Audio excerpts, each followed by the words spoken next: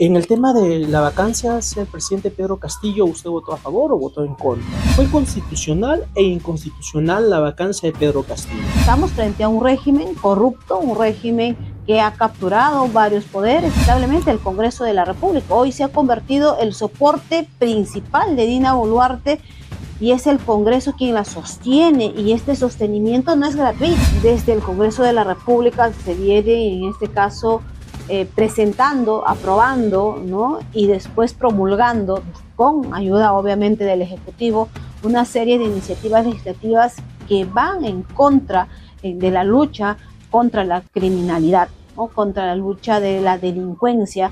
Imagínate, o sea, tienes que encontrarlo, por ejemplo, en un ejemplo totalmente escabroso, a una persona violando a un menor de edad, y ahí recién se hace efectivo la detención preliminar. Porque si no, no lo pueden detener. No lo puedes detener. ¿Cuántos asesores tiene cada congresista aproximadamente? 2 asesores, 2 técnicos y 2 asistentes, ¿no? O sea, 6 más o menos. Exacto. Pese a que se evidenció los actos de corrupción y de cómo se atentó contra la vida y la salud de los niños que eran parte del programa Jaliwarma, no se hizo nada. El Congreso lo blindaron. ¿Siente que le ha tocado ser parte de un Congreso en un gobierno uno de los peores de la historia? O sea, ¿siente que de una u otra manera una organización criminal o una mafia, esa de las peores que hemos visto en estas películas policíacas, se ha instalado en los poderes del Estado? El Ejecutivo, el Legislativo, ¿no? Donde se asesina a testigos. El caso de Frigo Inca es muy tendencioso y sospechoso de investigar.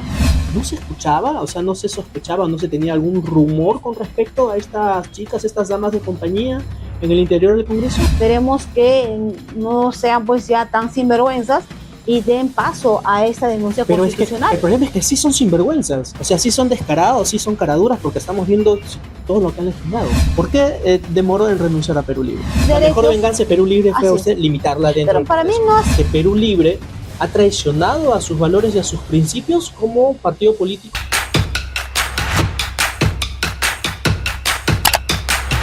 Muy buenos días, buenas tardes o buenas noches. Todo va a depender en qué momento estés viendo esta entrevista exclusiva a la congresista Margot Palacios. Nos encontramos en estos momentos en el despacho de la congresista Margot Palacios. Agradecerle por el tiempo que nos está brindando y el espacio para poder hacer la entrevista correspondiente. Y vamos a hacer las preguntas que todos ustedes quieren saber. Vamos a hacer una pequeña reseña de la congresista Margot Palacios. Ella es congresista representante de Junín, ¿verdad? Ayacucho. Ella entró por las filas del partido Perú Libre, pero en esos momentos ya salió de la bancada de Perú Libre, ahora renuncié al partido, la bancada el año pasado, 2024. Vamos a comenzar con la pregunta de rigor, con la que siempre comienzo cuando se entrevista a algún congresista. En el tema de la vacancia hacia el presidente Pedro Castillo, ¿usted votó a favor o votó en contra? Bueno, yo voté en contra porque se estaba legitimando una persecución de la derecha, ¿no? Que desde la primera vuelta señalaron y no aceptaban en este caso que un hijo del pueblo provinciano, como era en este caso y es el expresidente Pedro Castillo, pudiera ganar unas elecciones y arrebatarle a la derecha que siempre ha gobernado, ¿no? Con diferentes personajes, pero que finalmente ha sido la derecha quien ha gobernado y que nos ha traído al momento en el cual estamos, ¿no? Un país sumergido en pobreza extrema y otras necesidades. Estamos en el caos. El tema de la inseguridad ciudadana y otros problemas que se agudizan día tras día, ¿no? Porque no hay gobiernos que estén escuchando y atendiendo las demandas de los pueblos, sino que atienden demandas individuales, particulares, empresariales, económicos, y en el cual las grandes mayorías no están inmersos. No somos empresarios nosotros, no somos propietarios de estos medios de comunicación que también de manera concentrada y monopolizada uno tiene y es el dueño de todo, ¿no? No solamente de radio, no solamente radio, televisión, prensa escrita, redes sociales, tienen todo. Entonces, ¿cómo no van a controlar y obviamente también manejar un argumento y discurso que vaya en beneficio de quienes siempre nos han gobernado, ¿no? ¿Fue constitucional e inconstitucional la vacancia de Pedro Castillo? Miren, y el Perú ha escuchado, ha leído un documento, en este caso el expresidente Pedro Castillo, pero ninguna de las acciones en este caso se ejecutaron. Es decir, no hubo tanques entrando al Congreso de la República como sí hubo el 5 de abril de 1992, cuando también en este caso el ex dictador Alberto Fujimori daba un golpe de Estado. No se capturaron y persiguieron a líderes políticos, no se tomó otras instituciones como si se hizo en el año de 1992. Si bien es cierto, el proceso que se le inicia desde el Congreso de la República primeramente fue irregular, se señala que se necesitaba un número de votos, el cual no se obtuvo, pero que en este caso entendíamos y conocíamos que la derecha pues estaba ahí para poder darle la última estocada, y creo que ese fue el argumento para poder hoy tenerlo todavía preso al expresidente Pedro Castillo, que nosotros siempre hemos señalado es una persecución, un ensañamiento por ser, como él dijo, ¿no?, por oler a pueblo. Entonces, esta vacancia es inconstitucional, por lo que correspondería, o sea, Dina Boluarte está usurpando un lugar y Pedro Castillo seguiría siendo constitucionalmente el presidente del Perú. Mire, bajo esos términos sería así, pero estamos en este momento en un régimen y en un gobierno de derecha, donde el fascismo inclusive se está introduciéndose, y si es que no se hace nada, obviamente es muy probable que tengamos un próximo gobierno fascista, si es que también no se trabaja en la unidad que nazca desde el pueblo, desde las organizaciones sociales de base, desde la representación de los diferentes sectores, pero populares. En este caso, estamos frente a un régimen corrupto, un régimen que ha capturado varios poderes, tiene en este caso aliado, y tengo que decirlo, lamentablemente, el Congreso de la República hoy se ha convertido el soporte principal de Dina Boluarte, y es el Congreso quien la sostiene, y este sostenimiento no es gratuito, no es gratuito. Por eso vemos cómo se reparten ministerios para un partido, para otro partido, cómo se reparten, por ejemplo, la SUNEDU, lo tiene uno de los dueños de una universidad privada, ¿no?, como es en este caso APP.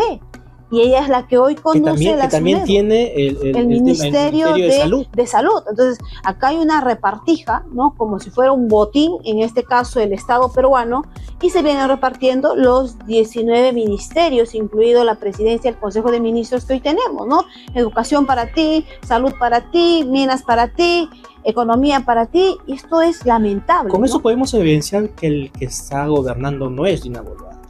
Ahora, congresistas, vamos a enfrascarnos, vamos a meternos más ahora netamente al tema de la situación y lo que está legislando el Congreso de la República. Acaba de decir algo muy importante y muy cierto, ¿no? El Congreso de la República se ha vuelto un brazo, un aparato para contrarrestar, para emitir leyes a favor de este grupo, hasta se podría decir delincuencial, en el que nos está sumiendo en el caos y en el terror. Comencemos, congresista, por ejemplo, con estas leyes a favor de organizaciones criminales. Hablamos del tema, primero, en el que se le bajaron los ítems, o se le bajaron, por decir, los requisitos, por decirlo así, para que un grupo de ladrones, delincuentes, sean considerados organización criminal, ¿no? Hablemos de esta ley, por ejemplo. Sí, desde el Congreso de la República se viene en este caso presentando, aprobando, ¿no?, y después promulgando, con ayuda obviamente del Ejecutivo, una serie de iniciativas legislativas que van en contra de la lucha contra la criminalidad, ¿no?, contra la lucha de la delincuencia.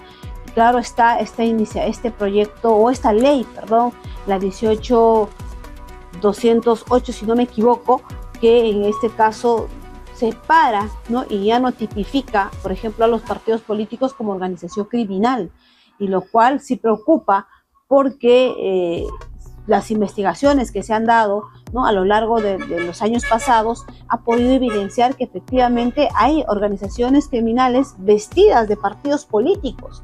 y lo que hoy se ha hecho desde el Congreso de la República es limpiar ello y no incluirlos a los partidos políticos o tipificar ese delito a los partidos políticos, lo cual sí a nosotros nos preocupa y por supuesto hemos votado en contra y hemos presentado también una iniciativa legislativa para que derogue esta ley que ha sido promulgada en este caso por parte del Ejecutivo, ¿no? Y otro conjunto de leyes también que, por ejemplo, el tema de las detenciones preliminares, ¿no? Eso es algo inverosímil, ¿no? Algo que solamente está pasando en el Perú. Esto me parece que es el colmo, ¿no? De este grupo de congresistas que están, o sea, de desarmar, haber sacado esta figura de la detención preliminar, ha hecho de que la delincuencia y sobre todo los homicidios empiecen a sobreabundar en estos momentos. Mira, ¿qué es lo que pasa con el tema de la detención preliminar? Lo que se ha aprobado desde el Congreso de la República y ha sido promulgado por Dina Boluarte después es que solamente se da la detención preliminar en flagrancia. Imagínate, o sea, tienes que encontrarlo, por ejemplo, en un ejemplo totalmente escabroso, a una persona violando a un menor de edad y ahí recién se hace efectivo la detención preliminar. Porque si no, no lo pueden detener. No lo puedes detener. Por eso se habla en flagrancia. Imagínense los feminicidios, los asaltos y otros delitos, los asesinatos que se cometen en el Perú, ¿no? Por ejemplo, Freddy Hinojosa, el vocero, en este caso de Dina Boluarte, está libre. ¿Por qué? Porque está vigente en este caso esta ley de la detención preliminar solo en flagrancia. Él ha estado denunciado y viene siendo investigado por el Ministerio Público por el caso de Jaliwarma, por el tema de las conservas, en este caso Don Simón, ¿no? Ya sabemos qué tipo de carne era, carne de caballo, que afectó la salud de niños, en este caso de Puno y de otras regiones, y a él no se le pudo detener porque no se le encontró en flagrancia, ¿no? Y una ley que claramente beneficia a delincuentes, a corruptos y también, por supuesto, a líderes de partidos políticos. Desde el Congreso, ¿no? Se ha estado haciendo esta ley para beneficiar en una pseudo fundamentación de decir de persecución política para que se beneficien ciertos políticos, no realmente la población. Acá se están beneficiando políticos, grandes delincuentes, grandes corruptos, porque no se les está encontrando en flagrancia, es decir, ejecutando en el momento el delito. Entonces, esto obviamente es un retraso, un retroceso a la lucha que se venía haciendo desde la administración de la justicia, que impide y que hemos visto en estos últimos meses están saliendo grandes organizaciones criminales libres. Ahora también lo que pasa es que esta ley ha sido de una u otra manera recriminada a nivel internacional, y porque es claramente un atentado en contra de la misma democracia, de la misma población, de la misma sociedad, de los mismos derechos humanos, ¿no? Pero sin embargo, la excusa de los congresistas que promulgaron esta ley, que votaron a favor de esta ley y que, bueno, Dina Boluarte lo promulgó, es que no se habían dado cuenta de eso. ¿Creen esta versión o es que todo eso fue adrede? Mire, yo creo que acá cada congresista lee las iniciativas legislativas y a través de esa lectura emite una opinión. Tenemos asesores que también ellos... ¿Cuántos asesores tiene cada congresista aproximadamente? 2 asesores, 2 técnicos y 2 asistentes, ¿no? O sea, 6 más o menos. Exacto. ¿No? O sea, mínimo, ¿no? Algunos tienen más, creo, ¿no? 2 asesores, no, cada congresista tiene esa cantidad y ya si eres presidente de una comisión ordinaria tienes otro adicional, ¿no? Pero es solo un congresista. Pero en este sentido es cada congresista sabe qué es lo que va a votar. Y tiene un equipo que ayuda a examinar ese proyecto de ley. Entonces, yo no creo que no se hayan dado cuenta, es totalmente falso. Por ejemplo, yo sí voté en contra, porque esto era un retroceso contra la lucha contra la criminalidad y estábamos dando carta abierta y paso libre a que delincuentes, ¿no?, que cometan este tipo de delitos, inclusive delitos execrables, puedan estar libres hoy día, diciendo que no hay pues detención preliminar si no me encuentran a mí robando, asesinando, asaltando o cometiendo otro tipo de delito. Congresista, este Congreso, este Congreso, la mayoría de los congresistas que de una u otra manera están trabajando en pared, ping-pong con este gobierno, también está legislando o no supervisando, no fiscalizando a favor de la población. Y en este caso quiero concentrarme en el Ministerio del Interior. Estamos viendo que hay un ministro del Interior que inventa, que difama, que calumnia, y sin embargo cuando alguien le reclama, él tiene la osadía de denunciar a esta persona. Estamos viendo que acaba de denunciar a la fiscal de la Nación por pedirle la información de su iCloud, que venía porque está la información del teléfono que le habían dado, porque de ahí hay una investigación en donde estaba y quería actuar en contra de un comunicador, de un periodista, ¿no? Estamos viendo, comencemos con esa parte y después vamos a seguir desmenuzando un poco sobre el Ministerio del Interior. ¿Qué opinión tiene al respecto? Porque hasta ahora no se le puede, armar una comisión para que investigue a este ministro. Mire, en este contexto donde ya hemos indicado que lamentablemente el Congreso de la República es el soporte del Ejecutivo, es el oficialismo, es el defensor del Ejecutivo, poco o nada se va a hacer en este caso contra este ministro, que ya hay interpelaciones, hay mociones de interpelación, pero que así como lo que ocurrió con el ministro del Ministerio de Desarrollo e Inclusión Social, que no pasó pese a que se evidenció los actos de corrupción y de cómo se atentó contra la vida y la salud de los niños que eran parte del programa Jaliwarma, no se hizo nada. El Congreso lo blindaron, permitieron que continúe Di Martini en este ministerio hasta que ya pues no pudo más. Murieron testigos, fueron asesinados, se está investigando en qué circunstancias. Entonces estamos frente a un régimen corrupto, y este régimen corrupto lo que va a hacer es encubrir, ¿no? Y ahí para encubrir tienen pues un ministro a su talla, ¿no? Un ministro que, como ha señalado, se inventa, ¿no? Detiene a personas, ¿no? Por ejemplo, diciendo al señor, ¿no?, Palomino, que lo había sindicado como pues una persona que era un narcotraficante del Braen, ¿no?, y que se lo detuvo, y era un vecino, un hermano carpintero, ¿no? Miren. Cuando hablamos de esta persona, no recuerdo el nombre, que trabaja en la Municipalidad de Lima como sereno y que sale como si fuese en la lista negra como cabecilla de una organización criminal. Mira, ese es el ministro del Interior que tenemos, ¿no? Y no, que no persigue la delincuencia, que no está desarmando organizaciones criminales, sino que simplemente es un ministro farandulero, que lo único que tiene que hacer es defender a Dina Boluarte porque es quien le ha puesto en el cargo, y no está haciendo nada para, en este caso, combatir la criminalidad, la delincuencia, porque no tiene capacidad, porque no sabe articular entre los tres niveles de gobierno y ni siquiera plantear políticas en su sector, que es en este caso en el Ministerio del Interior, y mantener la seguridad interna de nuestro país. ¿Qué hacer desde el Congreso? Porque me está diciendo que no se les puede censurar. Hay mociones, hay mociones de censura que le envían, porque no solamente bien ganado tiene el sobrenombre de ministrol, porque trabaja con bastantes personas en las redes sociales con dinero de los peruanos, del Estado, con dinero, armándose equipos para que pudieran respaldarlo, para que puedan de una otra manera banear o denunciar a las personas que están informando de todas las cosas malas que este personaje está haciendo. Estamos hablando del ministro del Interior, Juan José Santibáñez, ¿no? No, o sea, ¿qué se puede hacer? Definitivamente, desde mi función como congresista de la República, he hecho uso de todas las facultades que me permite hacer como congresista de la República. El control político, que es en este caso las interpelaciones, las censuras, y asimismo también la fiscalización. Pero lamentablemente, al tener un Congreso que respalda y es el sostén de este régimen, estamos frente a un escenario en el cual ningún ministro, y hemos escuchado, por ejemplo, al ministro de Educación, de decir que las violaciones en este caso en la Amazonía es una práctica cultural.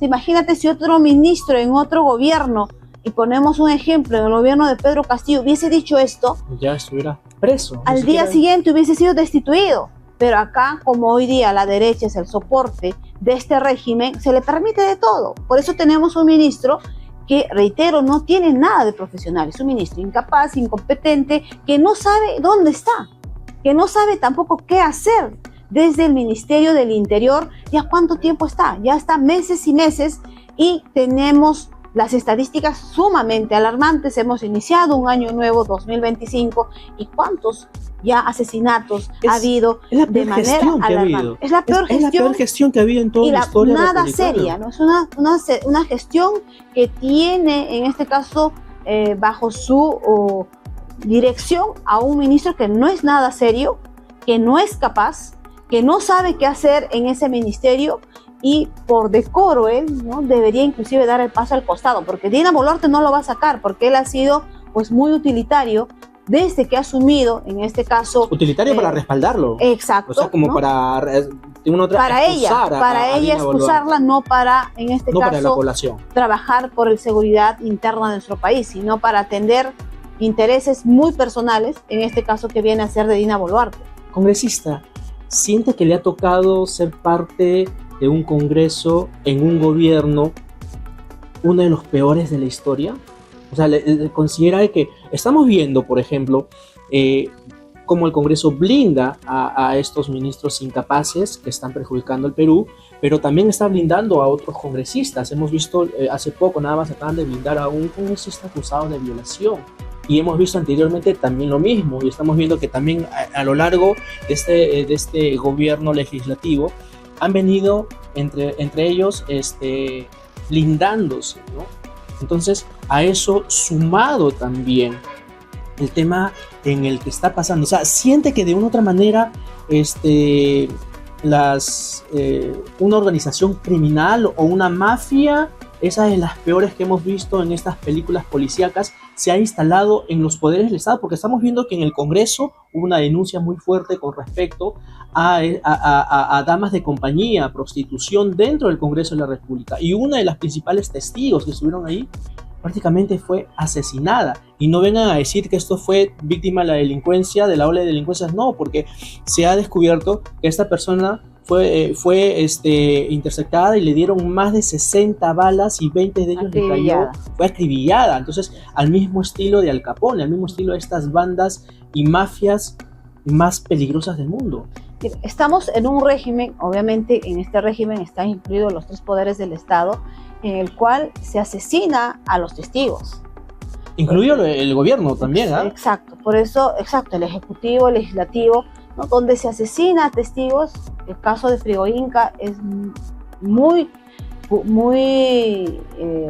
tendencioso y sospechoso de investigar, como también lamentablemente muere esta trabajadora del Congreso de la República en circunstancias en las cuales efectivamente se habla de una red de prostitución en el Congreso de la República y es acribillada, ¿no? Entonces, es un régimen que viene asesinando a testigos claves. ¿Para qué? Para que no hablen, ¿no? ¿Para qué? Para que no digan nada, porque esto no es casualidad, no es casualidad que mueran personas claves para hacer las investigaciones o para poder aclarar ciertas denuncias, pero desaparecen, ¿no? Mágicamente son asesinados, los encuentras en un hotel suicidado, entre otras cosas. Entonces aquí sí estamos hablando frente a instituciones que lamentablemente por estar en el poder vienen actuando de la forma como están actuando.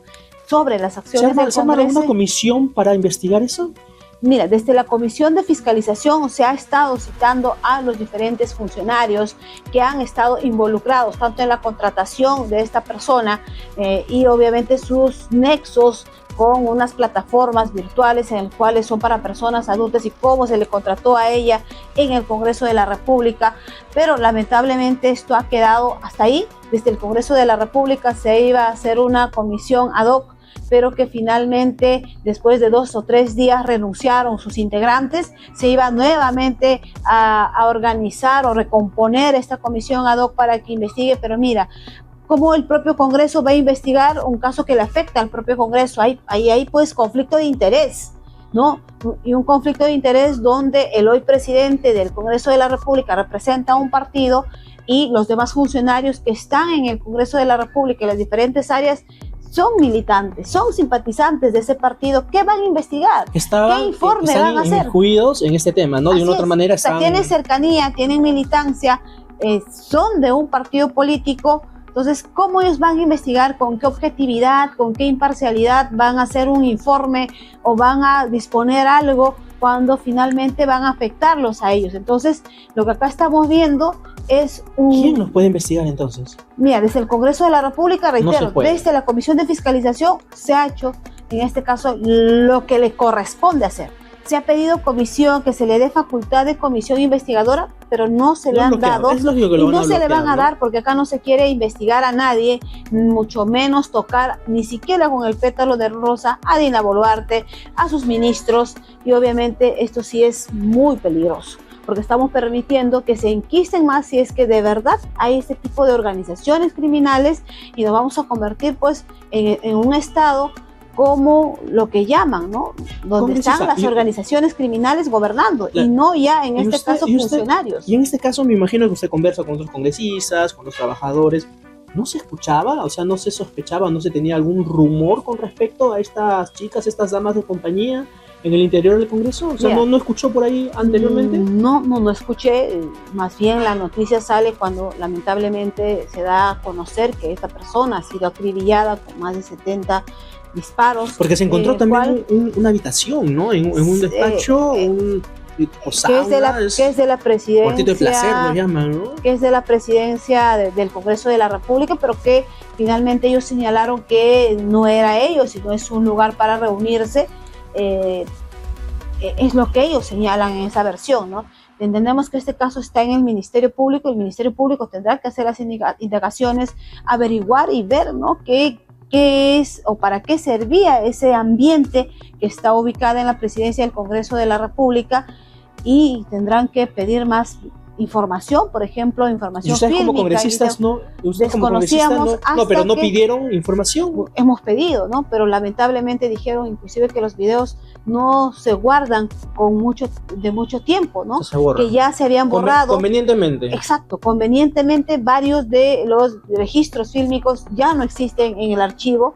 Y eso preocupa porque señalan que tienen 1 mes o 2 meses para poder almacenar, y entonces no hay muchos de los videos los cuales tal vez hubiese permitido una investigación que pueda corroborar lo que se señaló de esta presunta red de corrupción en el Congreso de la República, y que eran pues contratadas señoritas que no tenían tal vez el perfil profesional, y que esto salió inclusive a nivel internacional, ¿no? Poniéndonos con un Congreso que pierde pues el respeto, ¿no?, de la población, como lo estamos viendo en este momento. Nosotros exigimos que el Ministerio Público haga su investigación y que dé a conocer qué es lo que ha pasado. ¿Cómo hacer una investigación si estamos viendo que a la Fiscalía de la Nación le han presentado una denuncia constitucional?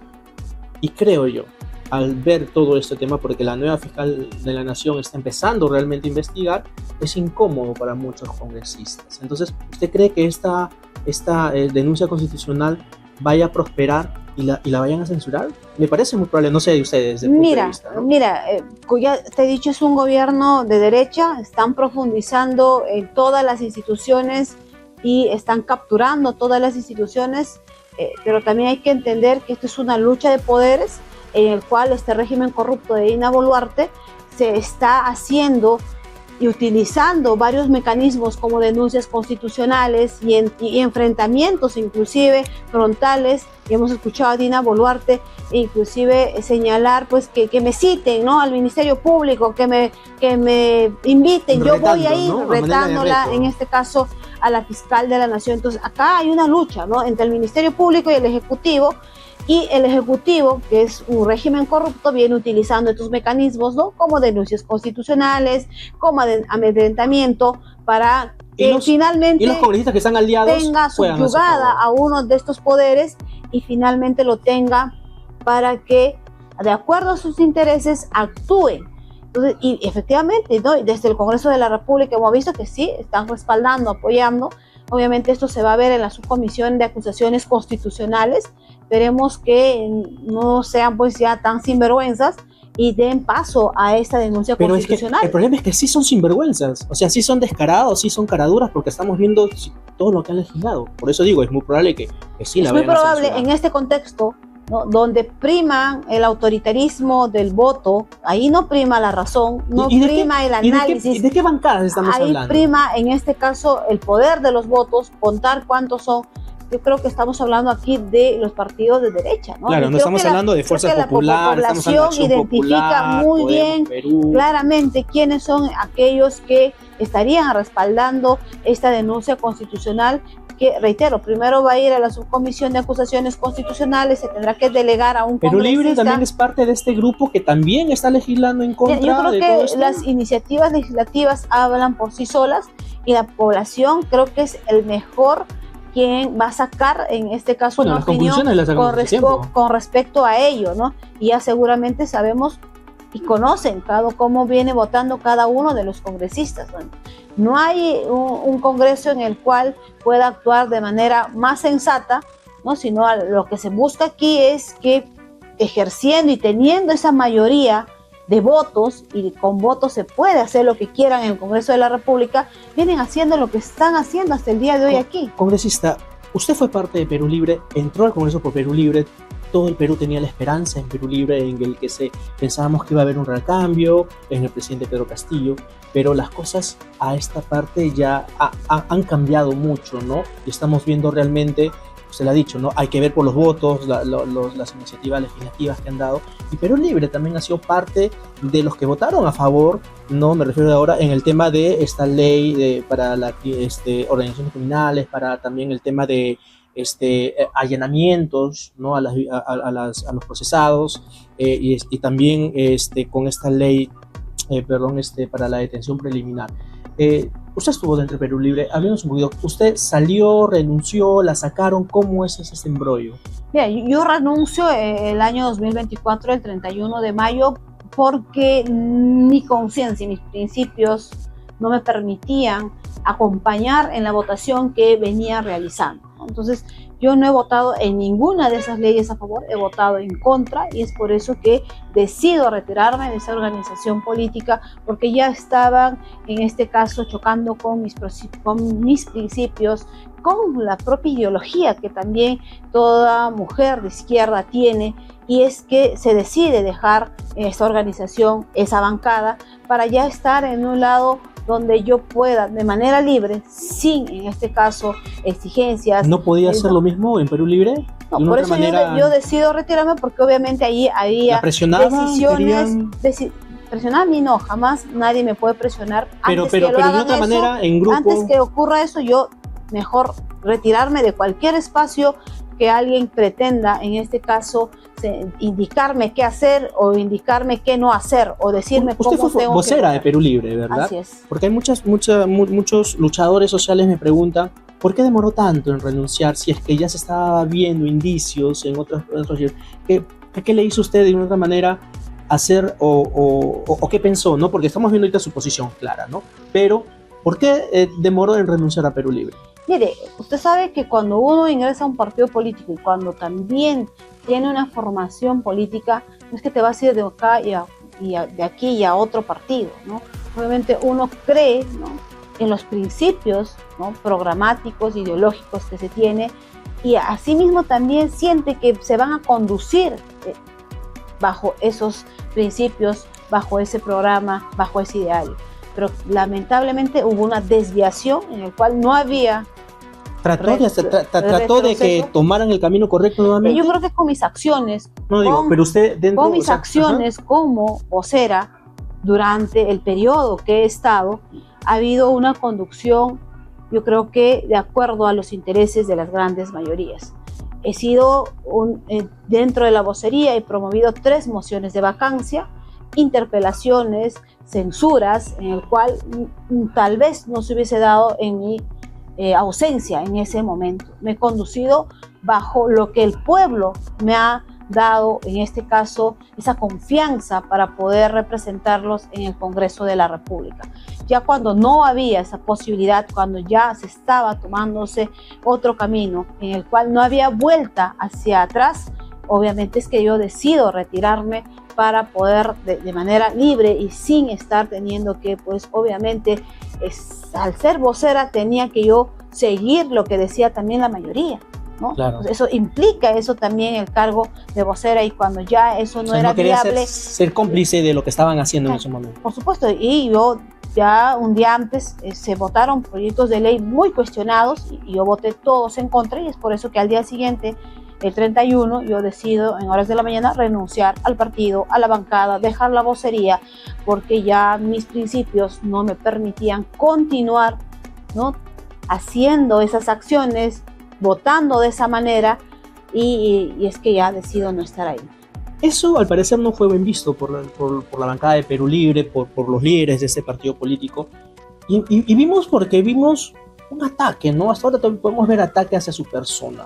¿Usted siente así? Perú Libre se ha quedado como que con ese sinsabor, diciendo cómo es posible, y ahora la empieza a atacar. ¿Qué fue lo que pasó realmente? No, bueno, yo como me han enseñado y me han educado, agradecí, ¿no?, por el espacio, por la oportunidad, porque hay que ser agradecidos.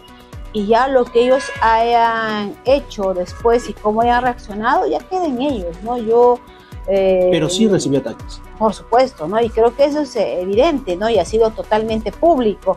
Y creo que ya ellos sabrán por qué lo hacen, ¿no? Porque yo sigo trabajando, yo sigo fiscalizando, sigo haciendo control político. Pero le complicaron, político. Dentro del Congreso le complicaron, me refiero porque tuvieron una carta en la que ellos, supuestamente que ellos le habían a usted expulsado del partido, y eso le complicó, si no me equivoco, para poder hacer algunos procesos o pertenecer a algunas comisiones, ¿no? Mira, yo renuncio el 31 de mayo y ellos sacan su pronunciamiento en junio. Entonces, ¿cómo me van a expulsar si yo ya había renunciado prácticamente 3 semanas antes? Es algo ilógico. ¿Y cómo, ¿no?, lo perjudicó eso a usted? Bueno, hasta el día de hoy estoy en condición de expulsada, y según el reglamento del Congreso de la República, un congresista expulsado no puede integrarse a una bancada, tiene 1 minuto de tiempo para hablar en los plenos, no puede integrar comisiones y otras dificultades, ¿no?, que constitucionalmente afecta mi desempeño como congresista de la República, ¿no? Obviamente yo he seguido todas las instancias como tiene que ser, las votaciones tanto en la Junta de Portavoces como también en el Consejo Directivo, y pues hay una alianza y hay una consigna, ¿no?, en votar en la ratificación de esa expulsión, y mi caso ha llegado allá a la última instancia, que es el Consejo Directivo, donde nunca había llegado un caso de un congresista hasta esa instancia cuando ha sido expulsado. Entonces, lo que claramente se ve que hay una consigna hacia mi persona, ¿no?, de no dejarme libre, un ensañamiento total, ¿no?, de quienes han votado, ¿no?, ratificando la expulsión. En contra de usted. Sí, y yo creo que eso... O sea, Perú Libre, su venganza de Perú Libre fue eso, ¿no? Con sus aliados, ¿no?, votan, y obviamente eso hace que yo me vea también un poco limitada, por ejemplo, en el tema de participar en los plenos. No puedo hablar más de 1 minuto.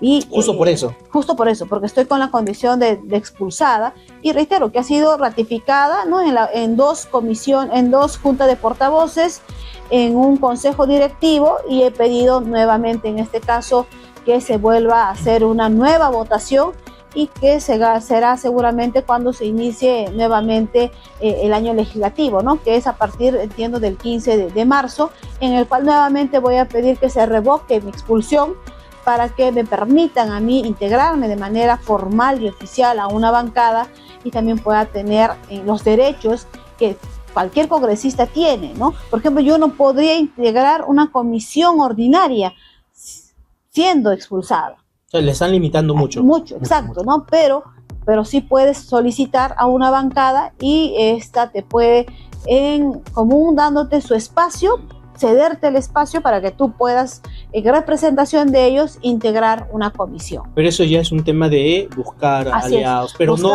como congresista usted, se me limita, la han limitado. Me han quitado mis derechos. La mejor venganza de Perú Libre fue a usted limitarla dentro. Pero para mí no ha sido la mejor venganza, sino yo continúo con mi trabajo, porque los principios, la ética y la moral nadie te lo quita. Eso quiere decir, con eso creces, con eso te formas, y con eso vas a morir. Entonces estamos diciendo que Perú Libre ha traicionado a sus valores y a sus principios como partido político cuando se inició. Mire, yo creo que ellos deben responderse a esa pregunta. Yo puedo hablar por mí y puedo, en este caso, señalar lo que estoy señalando en este momento, de que hay una consigna hacia mi persona. Por supuesto que lo hay, porque ya estamos próximos a terminar, en este caso inclusive el periodo legislativo, y yo me encuentro en la condición de expulsada con ciertas limitaciones para poder ejercer plenamente y constitucionalmente, en este caso, mi cargo como congresista de la República. Yo opinar sobre el resto, ni siquiera merecen que yo tenga una opinión sobre ellos, y como se dice, tú por los frutos, por las acciones y principalmente por las votaciones conocerás al congresista. Hay que investigar, vamos a hacer una investigación con respecto a cuántos congresistas y qué congresistas y de qué bancada y de qué partidos han votado por estos proyectos o por estas leyes que están perjudicando mucho al Perú. Hablemos del caso de usted, por ejemplo, estamos viendo ahora el tema de el puente de Chancay que se derrumbó y que a pesar de ello Norvial seguía cobrando el peaje. Creo que se armó una mesa acá. Por favor, explíquenos un poco eso. Sí, primeramente lamentamos por el sensible fallecimiento de 3 hermanos y una que todavía hasta el día de hoy no ha sido ubicada, está desaparecida. Efectivamente, la semana pasada se desplomó este puente que está sobre el río de Chancay, un puente que está concesionado desde el 2003 a Norvial por 25 años y en el contrato de concesiones está claramente detallado qué competencias, qué responsabilidades tiene Norvial y qué responsabilidades tiene en este caso el Estado a través del Ministerio de Transportes y Comunicaciones. Norvial ha incumplido y dentro de ello lo que hemos visto es una falta de respeto, ¿no? Y asimismo también una falta de atención a los deudos, a los heridos. Hasta el día de hoy y dentro de la Comisión de Transportes y Comunicaciones, los representantes de Norvial ni siquiera sabían cómo se llama el nombre de su aseguradora. Ellos dicen que ya se han activado sus seguros, que estos seguros servirían para atender en este caso a los heridos, que son en total 38, y los que lamentablemente han fallecido, en este caso que son 3 personas que hasta el día de hoy no reciben ninguna ayuda, ninguna atención. Ahora, o sea, Norvial y el gobierno concesionada, exacto. No, es que el Estado le ha dado por 25 años a Norvial. En estos 25 años Norvial tiene 3 peajes en los cuales viene cobrándonos todos los días a todos los peruanos que pasan obviamente por esta vía que es muy transitada, que da hacia la Panamericana Norte, ¿o qué es la Panamericana Norte? ¿Y no hay una entidad del Estado que se encargue de supervisar de que ellos...? Ocitran se encarga de ser el supervisor. Pero lamentablemente en esa comisión inclusive de Transportes y Comunicaciones, Ocitran más bien parecía el abogado de Norvial, defendía a Norvial, indicando que no pueden hacer mantenimiento, que no pueden hacer otras cosas, pero el contrato es claro, el contrato dice que ellos tienen que hacer mantenimiento. ¿Cómo tú le vas a dar unas vías de comunicación por 25 años sin que ellos hagan mantenimiento, sin que ellos no hagan nada? Y son vías nuevas que se entregaron a ellos, son vías que ya tienen 75 años, pero desde el 2003 contamos cuántos años ha estado beneficiándose, en este caso Norvial, pero eso también nos hace ver que las concesiones son un fracaso. Este sistema y este modelo económico neoliberal a través de las concesiones es un fracaso. Y no solamente con nuestras vías de comunicación, sino también con otros, como vienen a hacer los lotes petroleros. Se le entrega al privado, el privado lo que hace es exprimir todo lo que pueda y te entrega hecho un desastre. O te entrega algo inservible, como lo está haciendo en este caso con las vías de comunicación que está concesionada, en este caso a Norvial. Norvial se burla del Estado, a un Estado que no puede hacer nada, un Estado débil, un Estado que se arrodilla. Un Estado que no quiere hacer nada tampoco, pues, ¿no? Exacto, que no puede y que no quiere hacer nada, porque en la sesión de Transportes y Comunicaciones el ministro no decía nada. No era capaz, en este caso, de por lo menos emplazarle a Norvial y decirle, asume tus responsabilidades. Y para colmo, ¿no? Norvial, cuando se dio la pandemia, obviamente no transitaban los vehículos por ahí. ¿Qué hizo? Acogerse a la ley de peajes y cobrar del Estado 18 millones de soles. O sea, ellos no perdieron. No perdieron nada, ¿no? ¿Qué dijeron al Estado? Mira, Estado, como tú nos has concesionado, pero por la pandemia no están pasando los vehículos, no estamos cobrando el peaje, hemos tenido pérdidas económicas, entonces tú tienes que resarcir ello. El Estado le dio 18 millones de soles por la pandemia. Ahora, ¿Norvial le da un sol algo a los heridos, a los deudos? Nada. Norvial se ha hecho humo y no quiere hacerse responsable de esa tragedia que es por no dar el mantenimiento, por no informar, con complicidad, por supuesto, de las instituciones del Estado. Hoy estamos hablando de 3 muertos, de 38 heridos y una persona desaparecida que no sabemos dónde está. Y que tampoco habría voluntad del ministro del Interior y de la Policía Nacional de buscar a esta señora, que ya son más de 6, 7 días que nadie sabe cuál es su paradero. ¿Cuál es la función, o explíquenos un poco, todos los peruanos queremos saber sobre el tema de las concesiones? Es decir, ¿Norvial construyó la carretera? No, el Estado. ¿Norvial construyó el puente? No, el Estado le dio todo. O sea, es una empresa que viene de la nada y dice, ¿sabes qué? Te doy acá mis puentes y mis carreteras nuevas, tú no inviertes ni un sol, pero sin embargo así nos exprimes hasta el máximo. Así es. Eso es lo que ha pasado con Norvial. Se le ha entregado por 25 años carreteras, puentes. Sin invertir ni un sol. Es con el dinero del Estado lo que se ha hecho todo eso. El dinero de todos los peruanos. De todos los peruanos. Y ahora lo peor, increíble, lo que va a hacer el Ministerio de Transportes y Comunicaciones es instalar puentes modulares, o sea, con el dinero del Estado. No lo va a hacer Norvial. Y no Norvial. No, o sea, Norvial no se hace responsable, no se hace absolutamente nada. ¿No? ¿Cuántos años van? ¿Cuántos años tiene desde el año 2003? 2003. Ya estamos hablando como 21 años, ¿no? 22 años. Así es. 22 años explotándonos, sacándonos todo el dinero posible en los peajes suben cada vez más. Y ojo, las tarifas de peaje, Norvial ha estado incrementando inclusive de manera injustificada. Hace 2 años atrás cobraban 9.90 o 9 soles con 10 céntimos, hoy día están cobrando 10 soles con 40 céntimos. Entonces, inclusive ellos sus tarifas lo ponen como ellos quieran. ¿Y cuál es la justificación? O sea, no hay un control, a eso me refiero, no hay una supervisión. Control, una supervisión. Es que hay una complicidad y el Estado tampoco no tiene la capacidad de fiscalizar, de decirle, hey, tú privado, estás haciendo esto, no hagas esto, y respeta en este caso al pueblo peruano. No, aquí el Estado, ¿no?, se arrodilla frente al privado y el privado hace lo que quiere. Y reitero, no es solamente con esta concesión, son otras concesiones que también están en las mismas situaciones o peores, ¿no? Reitero y hago hincapié con respecto a los lotes petroleros.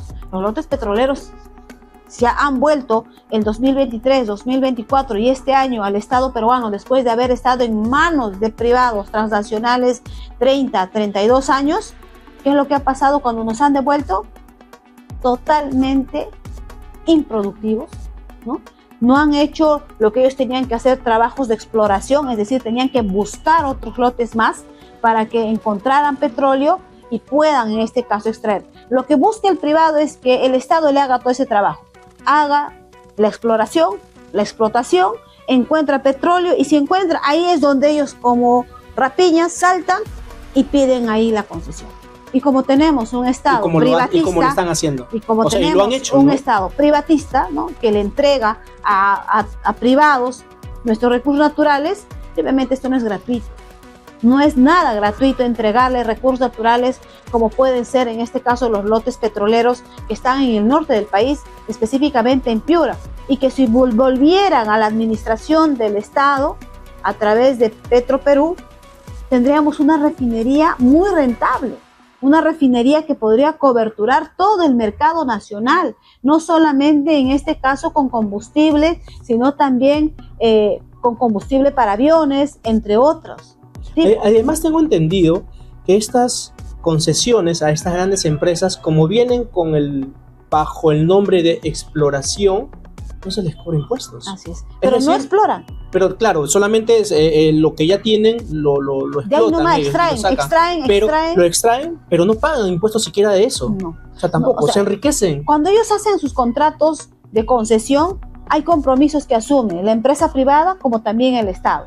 Pero el Estado le entrega y le dice, tú vas a hacer también trabajos de exploración, es decir, vas a buscar, ¿no?, otros lotes donde ese haya. Es el compromiso. Nunca lo hace. Por eso le dan la concesión y por eso le exoneran de impuestos. El mismo Ministerio de Energía y Minas, en una comisión de Energía y Minas, ha evidenciado claramente que durante estos 30 años que ha estado en manos de los privados, no han hecho ninguno de esos trabajos. Ha habido incumplimiento del contrato, pero nadie dice nada. El Ministerio Público, nadie dice nada. Se le permite al privado hacer y deshacer con nuestros recursos naturales y muchas veces en desmedro del pueblo, en desmedro de la salud de poblaciones en las cuales lamentablemente y desgraciadamente se encuentran nuestros recursos naturales. Es lamentable. Hay un caso, porque quisiera hablarles sobre este caso que está pasando en Abancay.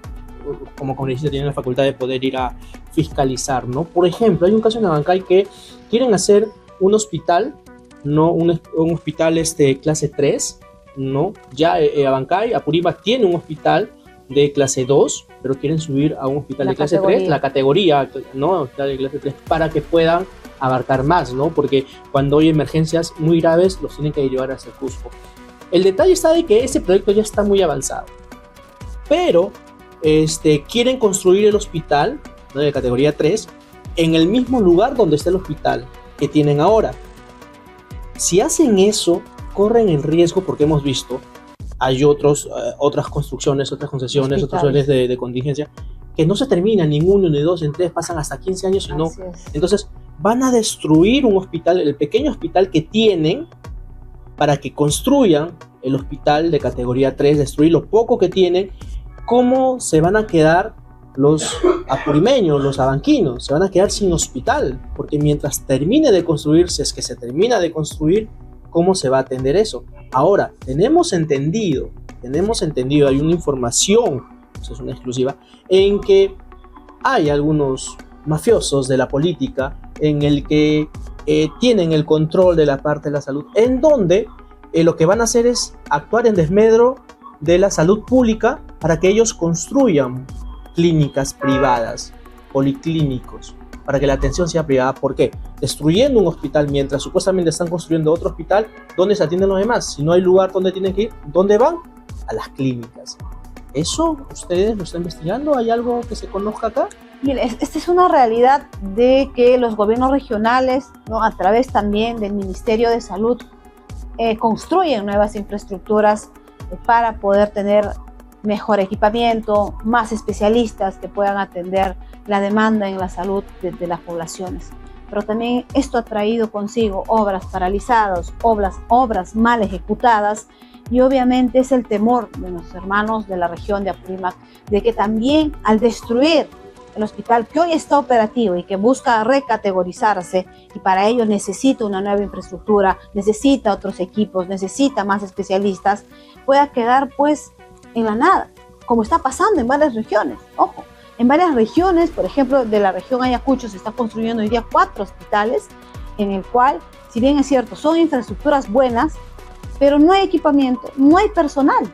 Entonces, ¿qué va a pasar si destruyen ellos? ¿Dónde se va a atender la población? Y podría haber esa mención que haces en este momento, de que sería por intereses más privados, ¿no? Para que se construyan clínicas ahí, y al no haber un hospital, ¿no? Y solamente hay un hospital de contingencia que va a ser mucho más limitado, que no va a tener la capacidad de atender a la población que atendía antes, pues la población tenga que irse a un privado, porque no hay otra opción. Y uno obviamente tiene que atenderse cuando se trata del tema de la salud. O sea, lo que está pasando en el Perú es cierto, se están construyendo infraestructuras modernas, muy modernas para el tema de salud, pero estas no están funcionando, estas no están siendo utilizadas para mejorar la calidad de la educación, de la salud, más bien está empeorando. Reitero, varios hospitales están quedando como hospitales como elefantes blancos, sin funcionar. Se le está cayendo el techo, se les está fisurando las paredes, no hay profesionales, los equipos no funcionan, técnicos. No hay técnicos que sepan manejar los equipos, o equipos que finalmente ni siquiera nunca han funcionado o no funcionan. Entonces eso sí es muy lamentable. Acá lo que está primando es el factor económico, no le importa la salud, no le importa si el vecino de la región de Apurímac, ¿a dónde va a acudir? ¿Usted podría tomar ese caso o de repente coordinar con los congresistas de Apurímac, de Abancay, para que puedan ver ese caso? Porque me parece que es algo grave, ¿no? Es algo grave. Si se está dando en ese contexto y de ahí hubiera intereses ya mucho más particulares, económicos, en querer destruir esta infraestructura que hoy está siendo utilizada todavía para hacer una nueva, pero con ello va a ocurrir lo que está ocurriendo en otras regiones: paralizaciones de obra, penalizaciones, procesos que la empresa le hace al Estado peruano, se judicializa, y hasta que se termine el proceso van pasando años y años y la obra queda así. La obra queda paralizada, nadie puede invertir, nadie puede tocar, y ¿Qué va a pasar de la salud? ¿Dónde se van a Como lo que atender? pasó en el Este hospital caso, del Cusco, ¿no? Lorena, creo, no recuerdo el nombre exacto, pero hay un hospital en el Cusco que tiene como 15 años. esa es la realidad, lamentablemente, ¿no? De Sí. que en vez de buscar lo mejor, muchas veces estos hospitales se han convertido en el dolor de las familias, de los pobladores de esas zonas, cuando se creía que iban a haber más especialistas, nuevos equipos, la infraestructura más grande iba a permitir una mejor atención y de calidad, se ha convertido en lo contrario. Nada de calidad, no atención, y finalmente se precariza con esto la salud. Tendremos buenas infraestructuras, pero no hay cómo utilizar estos ambientes, con qué equipos, con qué personal. Si no hay ello, obviamente no sirve de nada un hospital, por más bueno que sea la infraestructura. No va a servir si no hay especialistas, si no hay el factor, en este caso humano. Como les decía, hay muchas cosas de que hablar. Perú está en estos momentos sumido en un caos.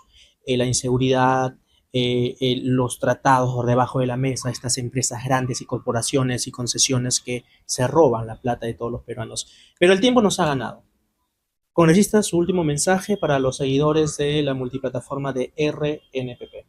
Nosotros continuamos haciendo y ejerciendo nuestra función de fiscalización, de control político, como lo que se nos ha encomendado cuando la población nos dio su voto de confianza. Y creo que cada congresista es reconocido por sus votaciones, por sus acciones y por el trabajo de representación que viene haciendo desde su propia región y también, por supuesto, a nivel nacional, porque nos convierte también en congresistas de todo el Perú y tenemos que atender las demandas también de todos los peruanos y peruanas dentro de nuestras funciones y competencias, por supuesto. Y estamos en ese camino, trabajando con todos y, bueno, totalmente convencida que vendrá un gobierno mejor, un gobierno que entienda y tenga siempre a su lado al pueblo y no a las empresas y no en este caso a las grandes corporaciones o organizaciones criminales, sino que trabajará con el pueblo de la mano de él y podremos lograr la igualdad de oportunidades, la justicia social que tanto se busca en un país donde las estadísticas son claras, más pobreza extrema, más pobres, niños con anemia, niños que no van al colegio, niños que no van, en este caso, a un centro de salud para ser atendidos. Esa es la realidad, en este caso, de nuestro pueblo. Agradecerte por este espacio y seguramente tendremos otra oportunidad para poder conversar sobre otros temas que viene pasando en nuestro país y qué acciones también estamos haciendo a través de la presentación de iniciativas legislativas, de fiscalización ¿Cómo y el encontramos el control trabajo que viene político. haciendo? Bueno, está publicado en el Facebook que tiene mi nombre, Margot Palacios. Usted va a encontrar ahí cada acción, cada actividad, cada iniciativa legislativa que presentamos y cómo venimos canalizando las demandas de la población, reiterando siempre desde mis funciones y facultades que tengo como congresista de la República, porque tampoco yo puedo engañar al pueblo y decirle que yo te voy a hacer esto, que te voy a dar lo otro, cuando no está en mis funciones, no está en mis facultades, porque yo no puedo usurpar la función de un gobierno local, de un gobierno regional, ni tampoco en este caso del Ejecutivo. Cada institución tiene funciones y competencias y dentro de ese marco nos desempeñamos y hacemos el trabajo para el pueblo de donde somos y de donde vamos a ir nuevamente al culminar en este caso también nuestro periodo. Okay, muchas gracias, congresista, gracias por el tiempo. Ya sabes, síguenos, comparte la información, suscríbete al canal. Ya sabes que nos encuentras en YouTube, en TikTok, en Facebook y en Instagram. Y sobre todo, bueno, tú que estás viendo y quieres tomar estas imágenes, esta información, esta entrevista y quieres publicarlo también en tus plataformas, pues te damos la autorización para que lo puedas hacer, porque la noticia se tiene que difundir no solamente en el Perú, sino también a nivel internacional. Con ustedes, José Luis Manrique, desde el despacho de la congresista Margot Palacio, ubicado en el centro de la ciudad de Lima, en Perú, para la multiplataforma de RNPP. Regresamos en cualquier momento, desde cualquier punto de nuestro país.